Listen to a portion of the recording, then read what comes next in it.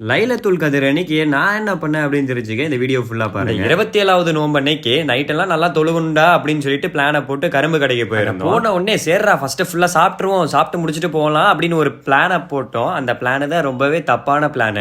Once கரும்பு கடைக்குள்ள போனா எவ்வளவு நேரம் ஆகுதுன்னு எதுவுமே தெரியாது. அதுவும் நீங்க ஃப்ரெண்ட்ஸோட போயிருந்தீங்கன்னா சுத்தமா டைம் போறதே தெரியாது. சரி நம்ம மட்டும் தான் இப்படி இருக்கோமோன்னு பார்த்தா முக்காவாசி எல்லாருமே இதே மாதிரி தான் இருக்காங்க. அதுவும் இது முக்கியமா ரம்ஜான் மாசம் காட்டி ஃபுல் கூட்டமா தான் இருந்துச்சு. அதனால பயங்கரமா இருந்துச்சு. மறக்காம நீங்களும் உங்க ஃப்ரெண்ட்ஸ் அட்டியோட போங்க, பயங்கரமா இருக்கும். அது ஒரு பக்கம் இருக்கட்டும். இந்த எக்ஸிபிஷன் மாதிரி ஒண்ணு போட்டிருந்தாங்க. அதுக்குள்ள நாங்க போய் சும்மா வேடிக்கை பார்த்துட்டு இருந்தோம், அப்படியே ஃபன் பண்ணிட்டு இருந்தோம். அப்ப கரெக்டா ஒரு அணில் பொம்மை தொங்கிட்டு இருந்துச்சு. அது எதர்ச்சியா திரும்பிச்சு பயங்கரமா ஒரு போஸ கொடுத்துச்சு. டைம் டு அணிலன்னு சொல்லும் போது பின்னாடி ஒரு வண்டி வந்து இடிச்சிருச்சு. தம்பி நம்ம மேல ஆக்சிடென்ட் பண்ணி விட்டுட்டு போயிட்டான். அடுத்து என் நண்பன் அந்த ரிங்க போட்டு பொருளை ஜெயிச்சிருவேன் அப்படின்னு சொல்லிட்டு இருந்தான். அதுக்குள்ள ஒரு நூல்ல மிஸ் ஆயிடுச்சு, புடிங்க வச்சுட்டாங்க பொருளை. சரி பொருள் போனா என்ன, பொழுதுபோக்க நிறைய விஷயம் இருக்கு அப்படின்னு சொல்லிட்டு ஒரு இடமா சுத்திட்டு இருந்தோம். அப்பதான் ஒரு அருமையான விஷயத்த பார்த்தேன். பொறுமையா எவ்வளவு அழகா செதுக்குறாங்க பாருங்க பேரை. அடுத்து இங்கேயே இருந்தா டைம் போறதே நமக்கு தெரிய மாட்டேங்குது நண்பர்களே அப்படின்னு சொல்லிட்டு அடுத்து நம்ம பள்ளிவாசலுக்கு வண்டியை விட்டாச்சு. நம்மளே ஒரு அளவுக்கு லேட்டா வரும். நம்ம கூட வந்த ஜீவன் எதுவுமே காணோம். கூடயே வரேன்னு சொன்னானுங்க, ஆட்களே ஒன்றும் எவனுமே காணோம். அடுத்துதான் பொறுமையா இவன் ஒரு என்ட்ரியை கொடுத்தான். இந்த தம்பி பயங்கரமா தூங்கிட்டு இருந்தான். இதே மாதிரி தான் இவனை பார்க்கும்போது எனக்கு சின்ன வயசு மெமரிஸ் எல்லாம் வந்துருச்சு. நானும் இதே மாதிரி தான் தொழுதுட்டு இருப்பேன், அப்படியே திடீர்னு தூங்கிடுவேன் அப்படின்னு சொல்லிட்டு இந்த சைடு திரும்புறதுக்குள்ள இவன் தூங்கிட்டு இருக்கான்.